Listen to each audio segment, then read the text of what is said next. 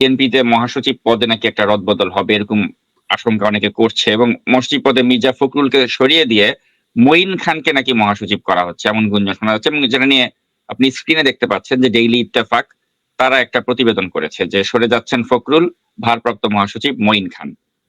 আসসালামু আলাইকুম সম্মানিত বন্ধুরা, শুভেচ্ছা নেবেন। বিএনপির মহাসচিব পরিবর্তন হচ্ছে, মির্জা ফখরুল ইসলাম আলমগীরকে সরিয়ে দিচ্ছে তারেক রহমান।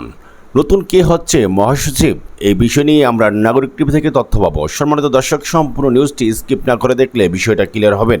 আমরা কথা বাড়াবো না, চলে যাব স্ক্রিনে। বিএনপিতে মহাসচিব পদে নাকি একটা রদবদল হবে এরকম আশঙ্কা অনেকে করছে এবং মহাসচিব পদে মির্জা ফখরুলকে সরিয়ে দিয়ে মঈন খানকে নাকি মহাসচিব করা হচ্ছে এমন গুঞ্জন শোনা যাচ্ছে এবং যেটা নিয়ে আপনি স্ক্রিনে দেখতে পাচ্ছেন যে ডেইলি ইত্তেফাক তারা একটা প্রতিবেদন করেছে যে সরে যাচ্ছেন ফখরুল, ভারপ্রাপ্ত মহাসচিব মঈন খান। এই শিরোনামে তারা একটা এরকম নিউজও করে ফেলেছে ইত্তেফাকে। তো আসলেই কি মির্জা ফখরুল সরে যাচ্ছে বা সরে গিয়ে যদি মঈন খানকে মহাসচিব করা হয়, এটা আলটিমেটলি কি মানে বিএনপির জন্য ভালো হবে না মন্দ হবে? আপনি বিষয়টা কিভাবে দেখছেন? বিএনপিকে উপদেশ দেওয়ার কোনো অধিকার আমার নাই, কিন্তু একটা সাবজেক্ট আমি মন্তব্য করতে পারি। কবর থেকে কেউ উঠে না একটু মহাসচিবের দায়িত্ব দেওয়া যেত না? মানে এই কবর থেকে, মাটির তলের থেকে কেউ উঠে যায় না? কারণ এমনি তো তারা বধির, এমনি তো তারা শুনে না, তারা তাদের কোনো কার্যক্রম নাই, তাদের কোনো কিছু নাই, এমনি তো তাদের কেউ নাই। তাইলে এখন এই মঈন খানকে আনবে কেন? আমি মঈন খান সম্পর্কে নেগেটিভ বলতে চাই না। বয়োবৃদ্ধ একজন নেতা, একজন লয়াল নেতা, ঠিক আছে। আমি বলবো না যে মঈন খান অযোগ্য, এ কথা বলবো না, যথেষ্ট যোগ্য। কিন্তু একটু কবর থেকে কেউ টেনে বের করলে ভালো হইতো, মানে এটা যদি হয়। এখন আমি কথাটা বললাম এই জন্য, বিএনপির মধ্যে মির্জা ফখরুলকে বাদ দিয়ে যে কাউকে মহাসচিব, অর্থাৎ যেমন ভারতীয় দালাল ইকবাল টুকু, ভারতীয় দালাল আমির খসরু মাহমুদ, ভারতীয় দালাল মির্জা ফখরুল, ভারতীয় দালাল মির্জা আব্বাস, ভারতীয় দালাল মিসেস আব্বাস, ভারতীয় দালাল আব্দুল আউয়াল মিন্টু, ভারতীয় দালাল সামাও বায়েত, এদেরকে বাদ দিলে যে কেউ মহাসচিব হওয়ার যোগ্য।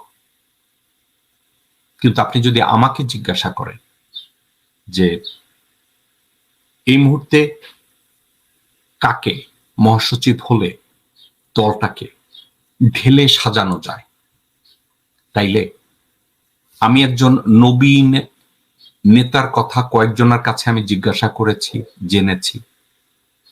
কেন যেন আমার মনে হয় অ্যানি ভালো ক্যান্ডিডেট। শহীদুদ্দিন চৌধুরী অ্যানি ভালো ক্যান্ডিডেট। শহীদুদ্দিন চৌধুরী অ্যানি কুত্তা ভারতীয় দালাল না। শহীদুদ্দিন চৌধুরী অ্যানি কুত্তা ভারতীয়দের দালাল শ্রেণীর কারো পাচাটা কুত্তা না। শহীদুদ্দিন চৌধুরী অ্যানি আমার কেন যেন মনে হয় যোগ্য ক্যান্ডিডেট। অ্যাবসলিউটলি, আপনি একদম you made the right choice. একদম আপনি মনের কথাটি বললেন। আসলে আমি এই শহীদুদ্দিন চৌধুরী অ্যানিকে যদি মহাসচিব করে তাকে ইন্ডিপেন্ডেন্টলি, তবে এটাও কিন্তু আমি জানি শহীদুদ্দিন চৌধুরী অ্যানিকে যদি বিএনপির মহাসচিব করা হয়, অনেক সিনিয়র আছে, তারা তাকে নেতৃত্বে মানবে না। যে আমরা শহীদুদ্দিন চৌধুরী অ্যানিকে যদি মহাসচিব বানানো হয় এবং শহীদুদ্দিন চৌধুরী অ্যানি যদি ঠিক মতো একটা কাজ করে, সেটা হচ্ছে যারা মানবে না তারেক জিয়ার মাধ্যমে তাদেরকে সবাইকে অর্ডার টু শোকজ করে বসায় দেওয়া। যেমন মেজর হাফিজের মতো লোকজন, মেজর আক্তারের মতো লোকজন, মির্জা ফখরুলের মতো লোকজন, এরা সব সময় বিএনপিকে দল হিসাবে দুর্বল করার জন্য এরা এক পায়ে দাঁড়া। শহীদুদ্দিন চৌধুরী অ্যানিকে যদি মহাসচিব বানানো হয় বিএনপির, আমার কেন যেন মনে হয় বিএনপি তার গৌরব ফিরে পেতে পারে। এবং আরো একটা কথা, শহীদুদ্দিন চৌধুরী অ্যানিকে মহাসচিব করলেই বিএনপি সব সমস্যার সমাধান হবে, নট নেসেসারি। আমি যে 6 থেকে 8টা নামের কথা ইনক্লুডিং ভারতে যে বসে আছে সালাউদ্দিন, তার সকল পদবি উঠিয়ে নেওয়া উচিত। তাকে যতক্ষণ পর্যন্ত বাংলাদেশে এসে তাকে রিহ্যাবে বেশি দিন থাকার আগ পর্যন্ত তার কাছে বিএনপির দেয়া যত দায়িত্ব আছে এই দায়িত্বগুলো এই মুহূর্তে ফিরিয়ে নেওয়া উচিত। এবং কারণ কি, মানে তিনি, আপনার ধারণা যে তিনি রয়ের দ্বারা নিয়ন্ত্রিত? আমার কোনো ধারণার কথা বাদ দেন, আমি কোনো ধারণা না, আমি সরাসরি বললাম ভারতীয় কানেক্টেড প্রত্যেকটা লোককে এই মুহূর্তে বসিয়ে দেওয়া উচিত। এবং এই তারেক রহমানকে উদ্দেশ্য করে আমি যদি একটা কথা বলি, সেটা হচ্ছে, আচ্ছা, আপনি কি ওই উপদেশটা তারেক রহমানকে দিবেন যে তিনি তার বক্তৃতাতে এখনো বলছেন যে একটা প্রতিবেশী দেশের সহায়তায় এই সরকার ক্ষমতায় টিকে আছে? তো তিনি প্রতিবেশী দেশ কেন বলছেন? তিনি কেন ভারত বলছেন না ডিরেক্টলি? আমি আপনাকে সরাসরি এই কথাটা বলি। যেই মুহূর্তে বেগম খালেদা জিয়া হাসিনাকে উদ্দেশ্য করে বলেছিল লেন্দুব দর্জির মতো আচরণ করেন না, এটাই ছিল খালেদা জিয়ার সবচেয়ে বড় দোষ। কারণ বাংলাদেশে প্রথম একটা বৃহত্তর রাজনৈতিক দলের প্রধান একটা সত্য কথা বলছে যে লেন্দুব দর্জির মতো আচরণ করবেন না। ভারত খুব নাখোশ হয়েছে। এখন তারেক রহমান ওখানে বসে প্রতিবেশী দেশ বলে, অর্থাৎ কি জানেন, মনে হয় ভারত তারেক রহমানের ভাসুর। ভাসুরের নাম নেওয়া যাবে না, ভাসুরের নাম নিলে দোষের কিছু না। তারেক রহমান সাহেব, রিড মাই লিপ, ভারতের পা চেটে ভারতের সাথে সফট থেকে বিএনপির রাজনীতি বাংলাদেশে ধীরে ধীরে জাতীয় পার্টির রাজনীতিতে পরিণত হবে।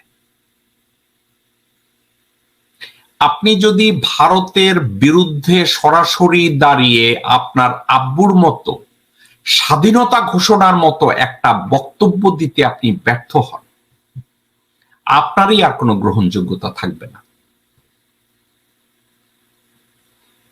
আপনাকে অলরেডি ভারতপন্থী দালালরা, আপনারই দলের তারেক রহমান সাহেব, আপনারই দলের ভারতপন্থী দালালরা আপনাকে ইতিমধ্যে একঘরে করে ফেলেছে। তারা সফল হয়েছে। কেন জানেন? আপনি সঠিক সিদ্ধান্ত নিতে ব্যর্থ হচ্ছেন বলে। আপনাকে ঘিরে রেখেছে রয়্যাল লোকজন, আপনাকে ঘিরে রেখেছে একটা সিন্ডিকেট, যারা আপনার কেউ জাইঙ্গা ধইরা টানে, কেউ পাঞ্জাবি ধইরা টানে, কেউ কান ধইরা টানে, কেউ চুল ধইরা টানে।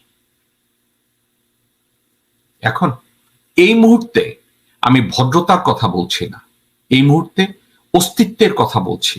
আমরা যুদ্ধ করছি বাংলাদেশের অস্তিত্ব নিয়ে। বাংলাদেশের অস্তিত্ব টেকাতে হবে।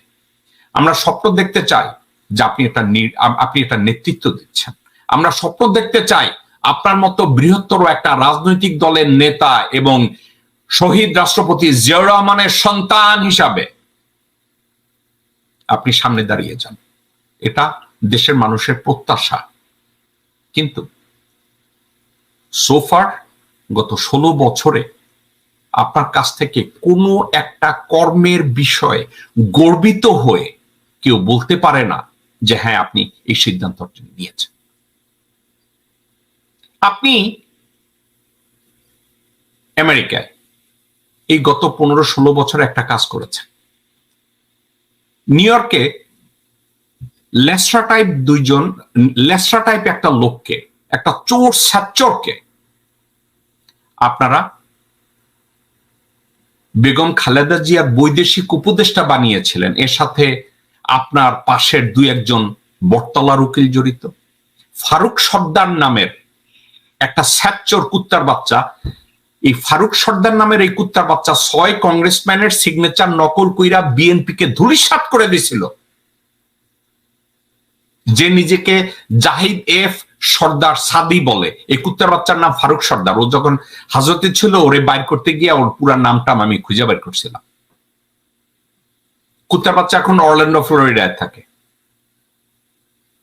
এই কুত্তার বাচ্চা তারে বানাইছিল বৈদেশিক উপদেষ্টা, যেই লোক এক লাইন বাংলা, আপনি যদি সাকিব, আপনি যদি জাহিদ, এই ফারুক সর্দার নামের এই ইতরের বাচ্চার সাথে কথা বলেন, আপনি আমার কাছে বলবেন যে এই ফারুক সর্দার অর্থাৎ জাহিদেব সর্দার সাদির চাইতে এই মোহাম্মদ এন মজুমদার নামের যে পাডা, ওর চাইতে ওই মোহাম্মদ এন মজুমদার এই পাডা বেটা আরো ভালো কথা কয়। তারে বানাইছিলে এই বেগম খালেদা জিয়ার বৈদেশিক উপদেষ্টা বানাইয়া তারে এইখানে ওইখানে তারে সোর্স তৈরি করে দিয়ে এইখানে ওইখানে পাঠাই নেওয়া শুরু করলেন। করে কি করলেন? জাহান্নাম বানাই দিলেন। আপনাদের এই লোকজনের চোখের সামনে দিয়ে বিএনপি কে টিয়ার 3 টেররিস্ট অর্গানাইজেশন করা হয়েছে। আজ পর্যন্ত এটাকে রিবার্ট করে নিজেকে ক্লিন করেন না। এর চেয়ে বিএনপির অদূরদর্শী কোন সিদ্ধান্ত হতে পারে আমি তা জানি না।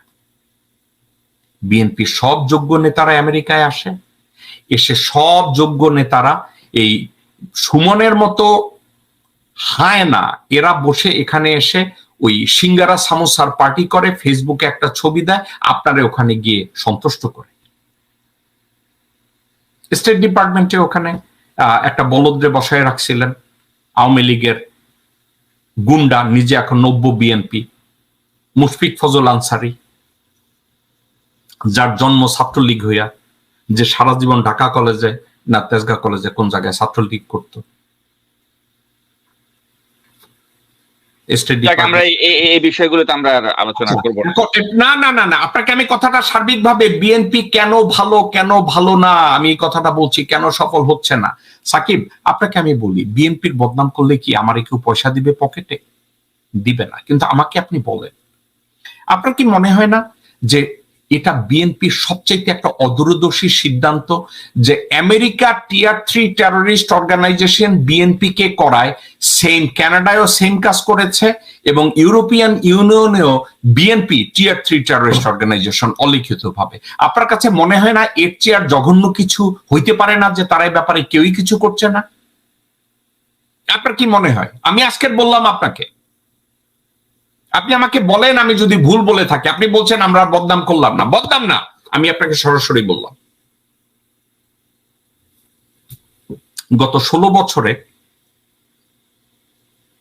তারেক রহমান লাইমলাইটে আসতে পারে না একটা কারণে, কারণ Tarique Rahman is being branded as the leader of the terrorist organization. বিএনপির তথাকথিত বিএনপির লোকজনরা, মিজানুর রহমান, মিল্টন ভুইয়া, গিয়াস আহমেদ, মুশফিক ফজল আনসারের মতো লোকজনরা আমেরিকায় বিভিন্ন জায়গায় প্রমাণ করেছে তারেক রহমান টিয়ার 3 মানে একটা টেররিস্ট অর্গানাইজেশনের হেড। বাংলা ভাই অথবা কালা ভাই, যত ভাইরা আছে জঙ্গি তৎপরতার সাথে জড়িত, এরা আদৌ জঙ্গি না, কিন্তু তাদের নেতা বানানো হয়েছে তারেক রহমানকে। এবং বিএনপির যে কেউ মহাসচিব আসুক, মির্জা ফখরুলের মতো এই প্রাইমারি স্কুলের টিচার আমেরিকায় এসে আমি কোনোদিন শুনি নাই যে কাউকে কোনো একটা ইন্টারনাল মিটিং এ এসে কোনো জায়গায় বলেছে যে আপনারা বালের রাজনীতি করেন, যে বিএনপি এখনো আমেরিকা টিয়ার 3 টেররিস্ট অর্গানাইজেশন, আপনারা এটাকে শেষ করতে পারেন না। কোনোদিন কাউকে বলে নাই। এখন যদি নতুন কোনো মহাসচিব আসে, এই মহাসচিব এবং তারেক রহমান, আপনাদের প্রথম দায়িত্ব হওয়া উচিত পশ্চিমা দেশগুলোতে, ইউরোপে এবং আমেরিকায় এই টেররিস্ট অর্গানাইজেশন হিসাবে আপনাদের নামটা যে কোনো মূল্যে ওখান থেকে সরানো। এটা যদি আপনারা সরাতে পারেন, তারেক রহমান লাইমলাইটে আসার অনেক সুযোগ রয়েছে। আর তারেক রহমান সাহেব, আপনাকে আমি ব্যক্তি হিসাবে বলবো, সে কথাটা হইতেছে এই যে গত 16 বছরে তো আপনি দেখেছেন, আপনাকে দেখানোর তো কিছু নাই। গত 16 বছরে আপনি কতটা সফল হয়েছেন রাজনৈতিকভাবে, পররাষ্ট্রনীতির ক্ষেত্রে, লিডারশিপের ক্ষেত্রে। আপনার কাছে চারপাশে যেসব সিন্ডিকেট বসে আছে আপনি তো দেখেছেন। তো এখন আপনি যদি বলেন আপনি কয়েকশো কোটি টাকার মালিক হয়েছেন, আমি ওইটা নিয়ে কথা বলছি না। আপনি বহু টাকা পয়সার, আমি এটা নিয়েও কথা বলছি না। আপনি বড় ব্যবসায়ী হয়েছেন, আমি এটা নিয়েও কথা বলছি না। আমি রাজনৈতিক প্রজ্ঞা, রাজনৈতিক দূরদৃষ্টি এবং বিএনপির রাজনীতিকে আন্তর্জাতিক পর্যায়ে নেয়ার জন্য আপনি কতটা সফল হয়েছেন। তারেক রহমান সাহেব, আপনার ওখানের লোকজনরা আমেরিকা এসে বিএনপির অর্গানাইজেশন করে। কাদেরকে নিয়ে করে জানেন? কতগুলো রিকশাওয়ালা, অশিক্ষিত, যাদের, তারেক রহমান সাহেব আপনাকে সত্যি কথা বলছি, এদের কোনো একটা পলিসি মিটিং এ বসে তাদেরকে যদি পলিসি বানান করতে বলা হয়, তারা পলিসি বানান জানে না। কেউ ছাত্র নেতা বনে, কেউ যুবদল নেতা বনে, কেউ নিউ ইয়র্ক মহানগরীর নেতা বনে, কেউ যুক্তরাষ্ট্র বিএনপি বনে। কিন্তু এদেরকে যদি কাউকে বসে সামনাসামনি কথা বলতে বলা হয়, আপনি কি জানেন তারেক রহমান সাহেব আপনার এই বিএনপি কে কেন টিয়ার 3 টেররিস্ট অর্গানাইজেশনের নামটা যাচ্ছে না? এইসব লোকজনরা আসলে জানেই না what is tier 3, what is tier 2, what is tier 1, তারা জানেই না। সম্মানিত দর্শক, আমরা অনেক আলোচনা দেখতে পেয়েছি। নাগরিক টিভি থেকে যে তথ্যগুলো দিয়েছে, বিএনপির মহাসচিব কি পরিবর্তন হতে পারে, কে হতে পারে বিএনপির মহাসচিব, বিভিন্ন প্রসঙ্গ নিয়ে অনেক তথ্য আমরা জানতে পেরেছি টকশো থেকে। সম্মানিত দর্শক, আপনাদের এই বিষয় নিয়ে কি মতামত অবশ্যই কমেন্ট করে জানাতে পারেন।